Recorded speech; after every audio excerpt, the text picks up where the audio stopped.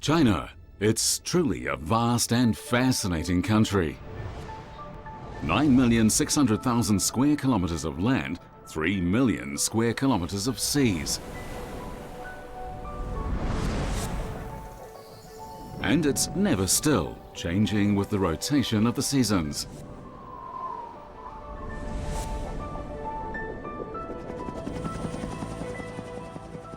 To fly like a bird is to see things that are beyond your imagination.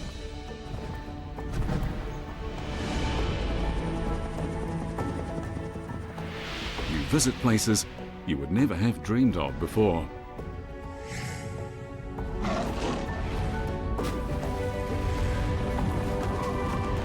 And even familiar places, when you look down on them from on high, will assume a completely different appearance.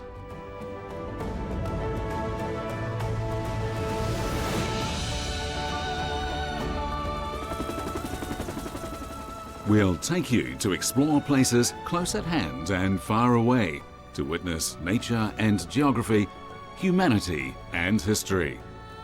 Join us as we embark on a unique journey across the sky.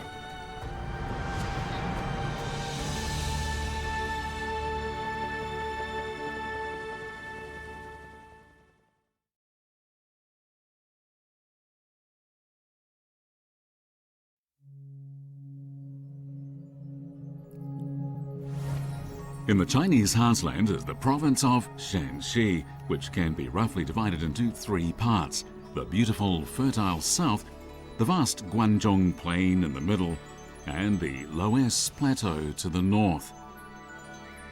And across the entire province extend the Qinling Mountains.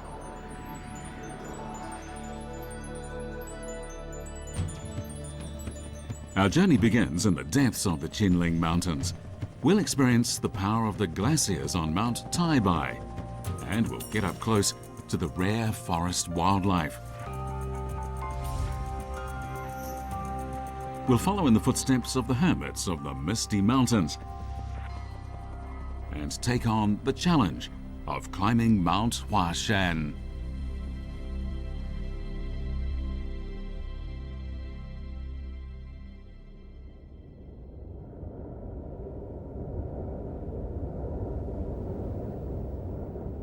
This vast mountain range extends for 1,600 kilometers from east to west.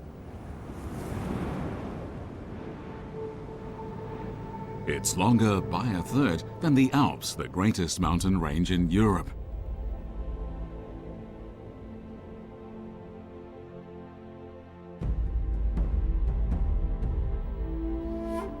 The Qinling Mountains are a natural barrier extending across the middle of China.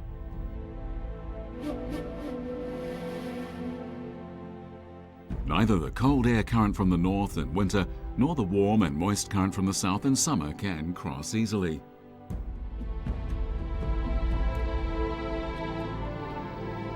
The mountains also form a natural boundary between North and South China.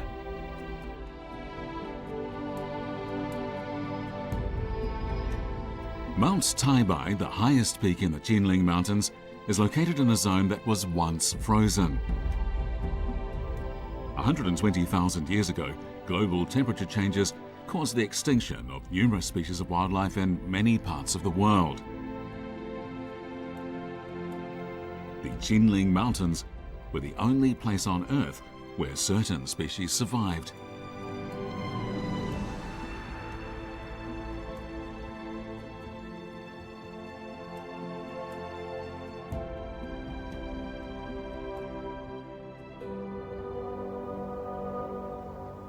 In 1978, an expedition set out to find a long-lost bird, the crested ibis.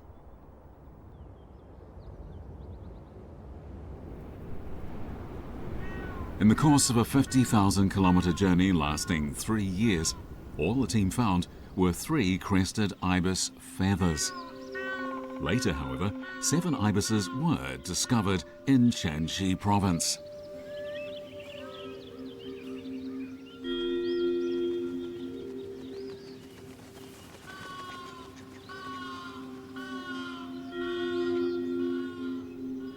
They were the only surviving crested ibises in the world.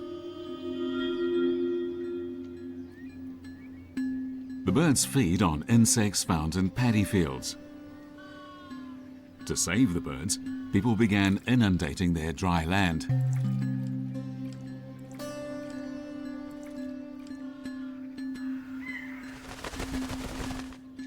Thanks to this protection effort, today more than 1,700 crested ibises are now inhabiting the area.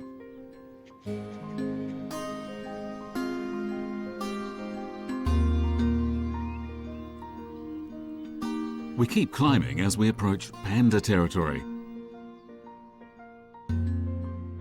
A population of over 300 wild pandas lives in the Qinling Mountains, making it the most likely place on the planet to encounter a panda in its natural habitat. This is a rare brown giant panda. A popular joke among those who see it is that finally you can take a colour photograph of a panda.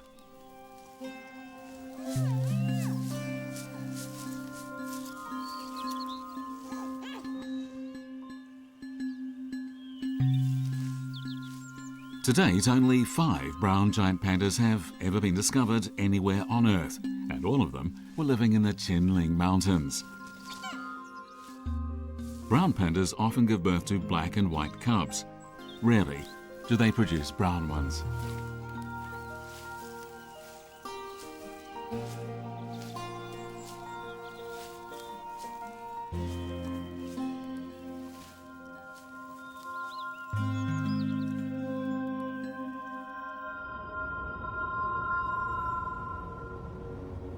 At around 2,000 meters above sea level, we arrive at a sanctuary for golden snub-nosed monkeys.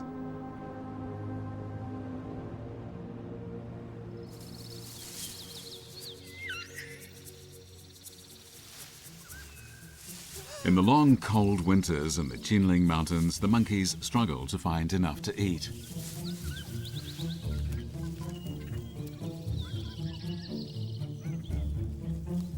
Three times a day, a keeper has to lead them to a feeding station.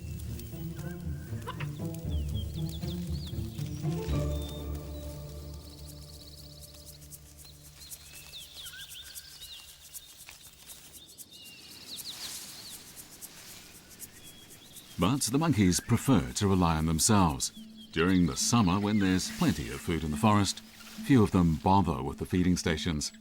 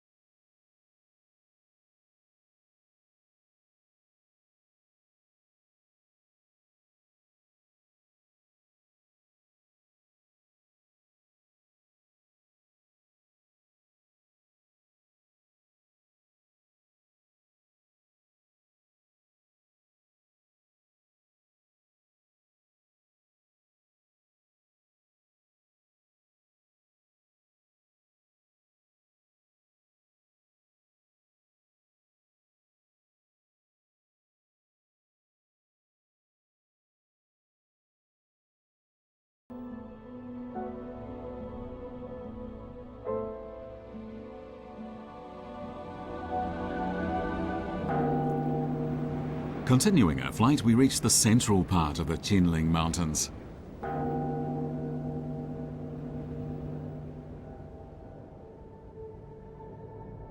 The dense forests of the Zhongnan Mountains are a place where hermits retreat to.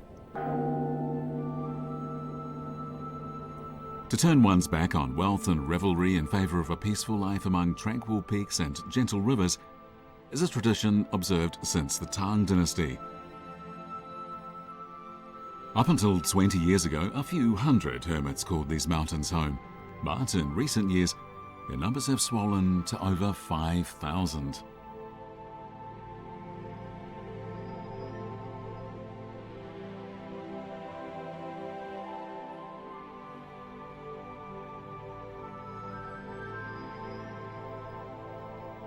Flying northeast from the central Qinling Mountains, we catch sight of Mount Huashan.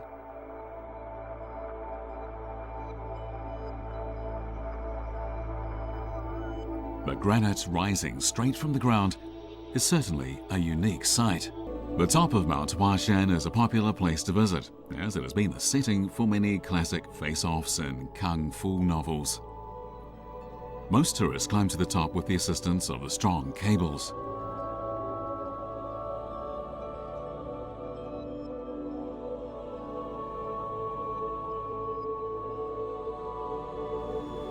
Others choose to take the cable car.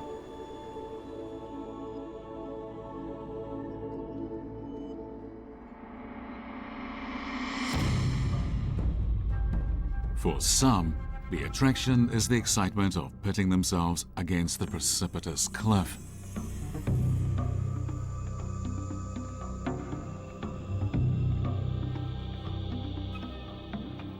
In ancient times, it would have been almost impossible to reach the summit. In the 7th century, Taoist monks cut a path up the slope. This gave rise to a saying: there's only ever been one path up Mount Huashan.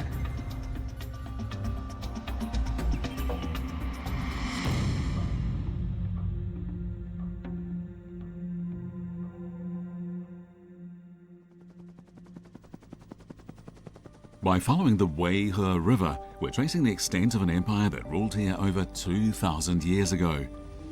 Beneath the mounds lies what remains of the vast Qin Empire. Flying along the Qin Strait Road and the Great Wall, we get an idea of the layout of Qin territory. Centuries after the Qin, China enjoyed another golden age under the Tang dynasty.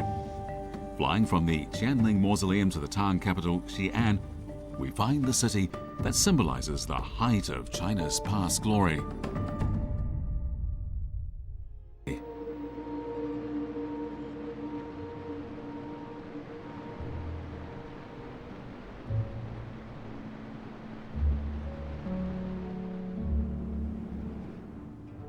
The Weihe, having been joined by the Jinghe, flows eastward towards its final destination, the Yellow River.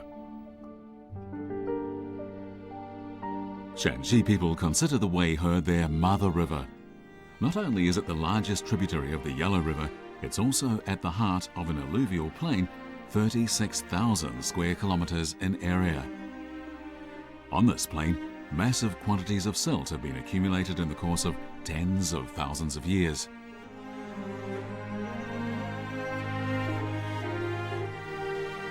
More than 2,000 years ago, the fertile soil and advanced agriculture of the Guangdong Plain created a miracle, the rise of the Qin Empire.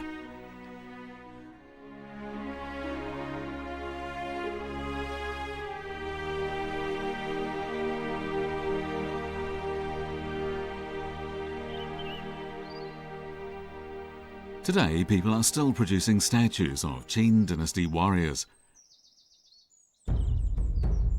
The smallest are just a few centimeters tall, while the largest can reach over 3.5 meters.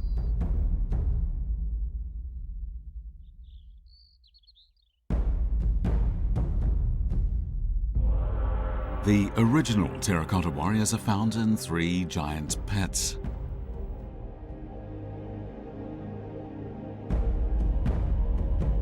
The nearly 8,000 pieces of the terracotta army form a vast underground legion, fueling the popular imagination about the power and wealth of the Qin Empire.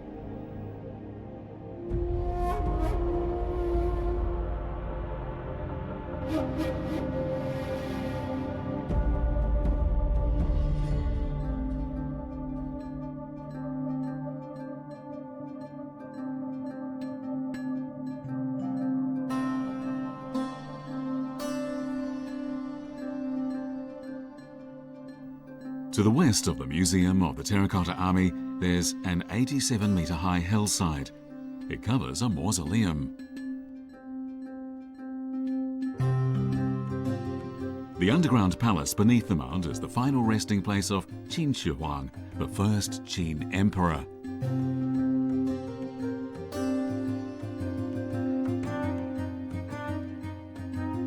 According to historical records, the ceiling of the underground palace is embellished with glittering gems symbolizing the stars and planets. It's also recorded that mercury circulates through a vast network of trenches representing rivers and lakes.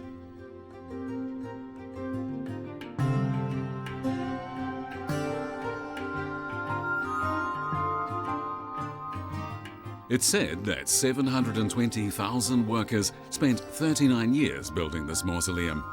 Its total area is equivalent to that covered by 63 forbidden cities.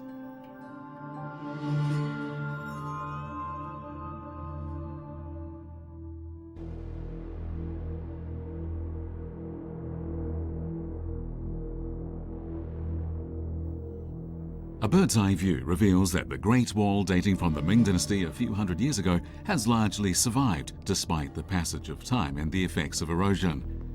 However, an earlier Great Wall built in the Qin Dynasty around 2,000 years ago has virtually disappeared.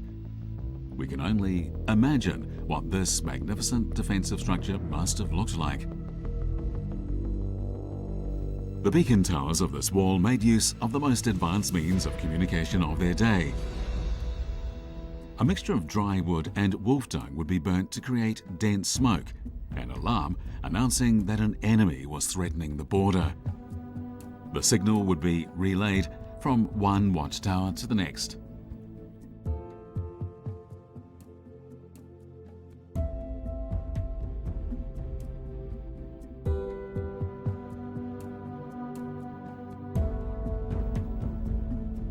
The garrison lived in fortresses. The nearby Great Wall could be quickly reached on horseback.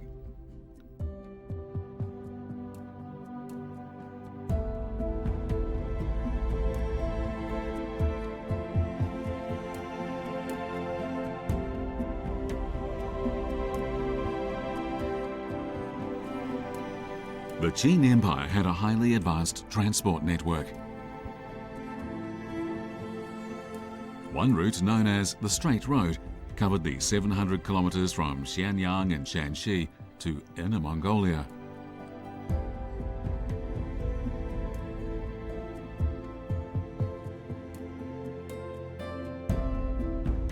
The Great Wall and the Qin Straight Road were both giant structures. Although built at the same time, they served opposing purposes. One was for preventing movement, and the other for promoting communication. The Great Wall defended against nomads invading from the north, while the Qin Straight Road connected the empire's border with its capital.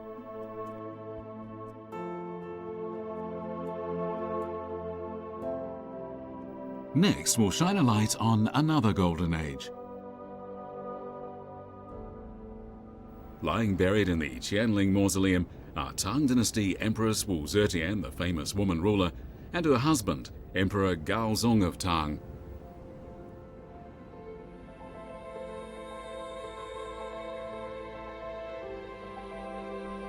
The Spirit Way leading to the Qianling Mausoleum is lined with 61 headless stone statues. What caused the damage to the statues is debated. One theory is that it resulted from a powerful earthquake during the Ming Dynasty. As statues of foreign diplomats from Asian and European countries, they represent the far-reaching power and international standing of Tang China.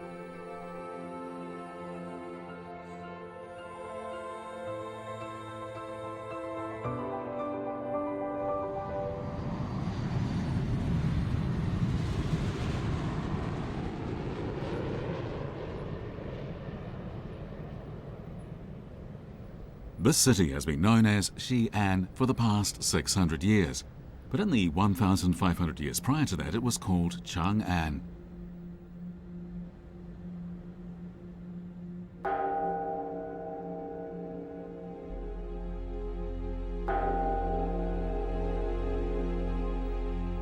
The giant Wild Goose Pagoda is a major Xi'an landmark. Due to its great age, it requires regular renovation. Xuanzang, a leading Buddhist figure during the Tang dynasty, oversaw the pagoda's construction. In the pagoda, he placed the texts and statues of the Buddha that he'd brought back from India. At the time, most of the city's buildings were no taller than 10 meters, so the giant Wild Goose Pagoda at 60 meters towered so much over everything else that it could be seen from all directions. Over the centuries, it's been rebuilt and enlarged.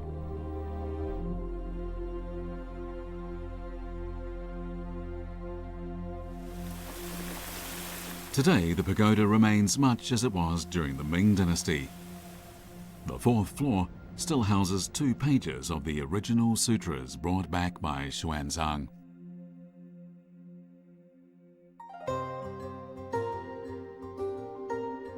As the starting point of the Silk Road, Chang'an was a flourishing trade city.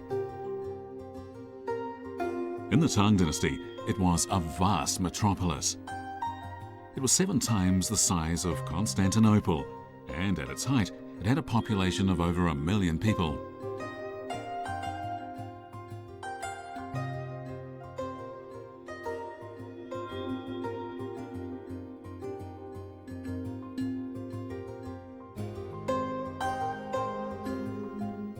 The Tang Dynasty Brick and Wood Imperial Palace was once the largest complex of its kind on Earth.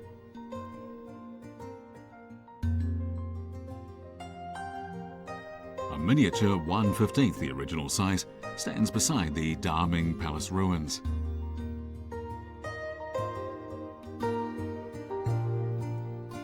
Parts of Daming Palace have been restored, like this 15-meter-high stylobate. This would have formed part of the base of a platform on which the Tang emperors presided over court ceremonies.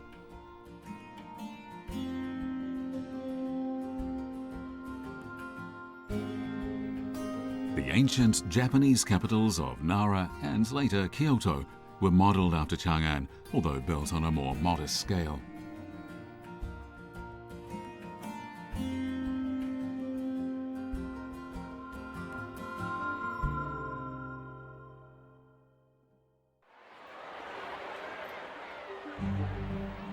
Numerous cities hold an annual marathon race.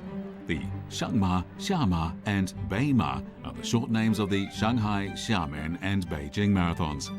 But Xi'an calls its marathon Changma, the City Wall Marathon. This is because the course is on top of the ancient city wall.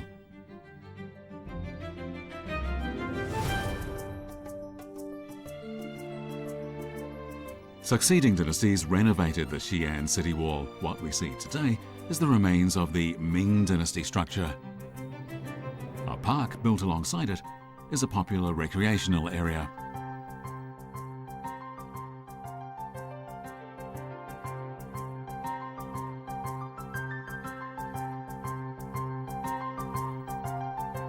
Urban development normally relates to space. In a sense, however, Xi'an has developed in respect of time more than expanding its area.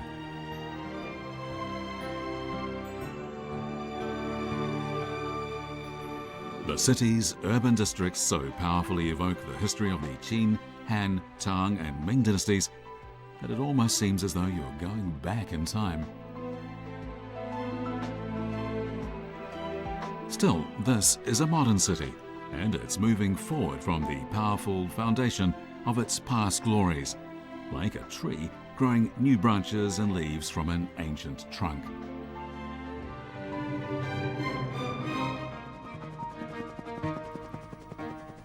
On the next leg of our journey, we'll view the distinctive landscapes of the Qinling Mountains. We'll take in the fertile southern rice terraces and the contrasting dry northern terraces.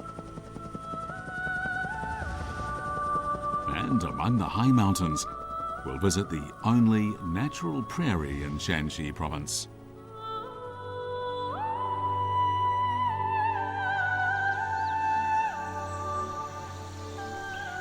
By preventing vapor from the south moving northward, the Qinling Mountains nurture numerous streams. These streams subsequently become the source of the Heilongjiang. The largest river in Shaanxi, 2,000 years ago, the Heilongjiang gave birth to the powerful Han Empire.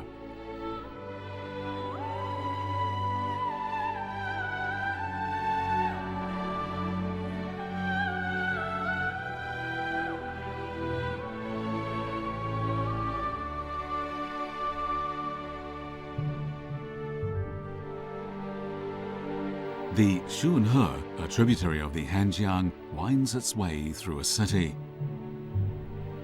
This is the last leg of the Heilongjiang River's journey in Shaanxi. When it reaches the southern foothills of the Qinling Mountains, it enters an alluvial plain. This is the Jianghan Plain, covering 46,000 square kilometers of Hubei province.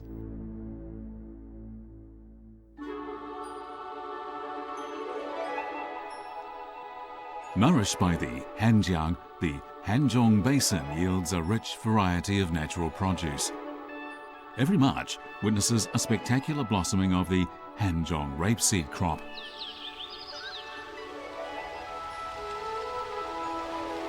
From February onwards, 16 million acres of the flowers cut a vast swathe across the country, from the southernmost point of Hainan province to the northernmost Inner Mongolia.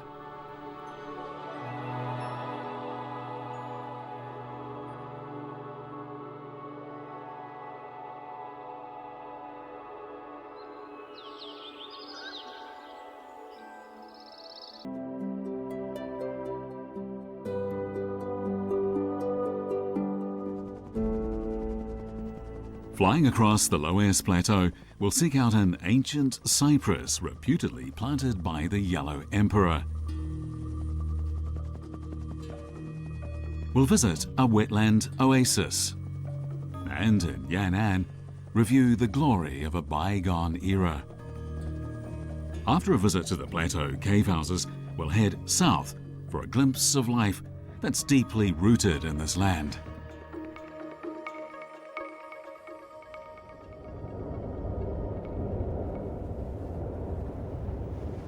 This is the biggest Loess plateau on Earth.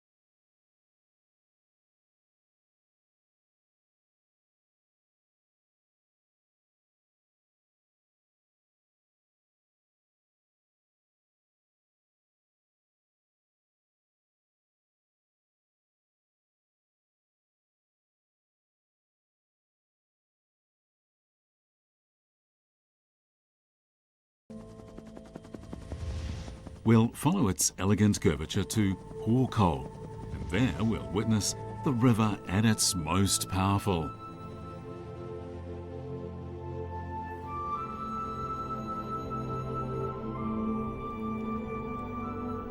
Where northern Shaanxi meets Inner Mongolia, the Loess gradually turns into grassland.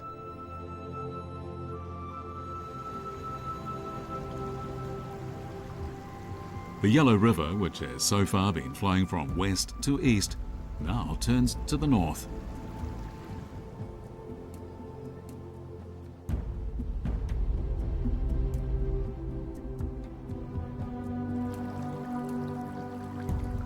Here, the Yellow River visibly slows down, as though steadying itself to avoid the rocks ahead. Appropriately, this mountain is named Lotus Chan, with Chan meaning to walk slowly.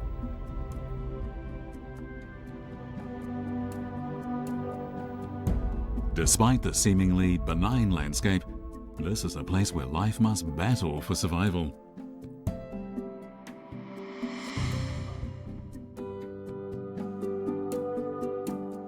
This multicolored layer of rock is called arsenic sandstone. Only the strongest of weeds can survive here.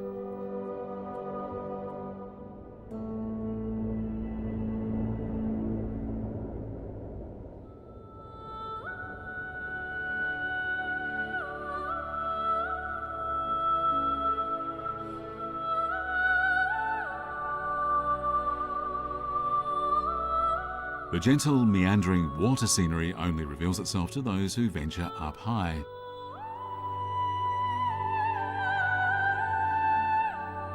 Because the shortest distance between 2 points is a straight line, people tend to build pathways that are straight. But nature has the time to take detours. This river meanders along, creating impressive curves along its route.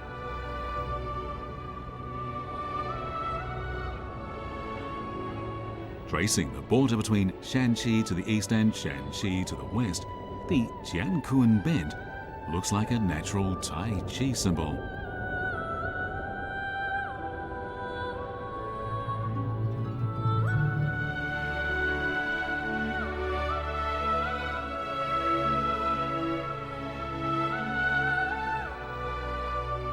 From its source in Qinghai to Hukou, the Yellow River has already covered a tortuous journey of over 4,000 kilometers.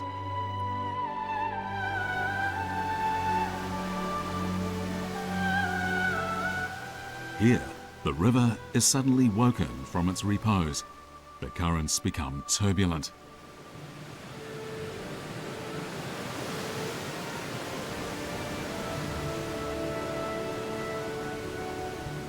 With its vast width and at 50 meters high, this is the Yellow River's largest waterfall.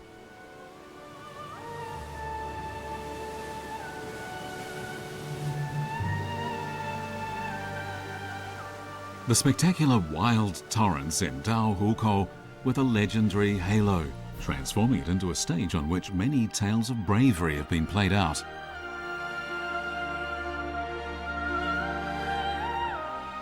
The unstoppable Yellow River is a symbol of the Chinese spirit.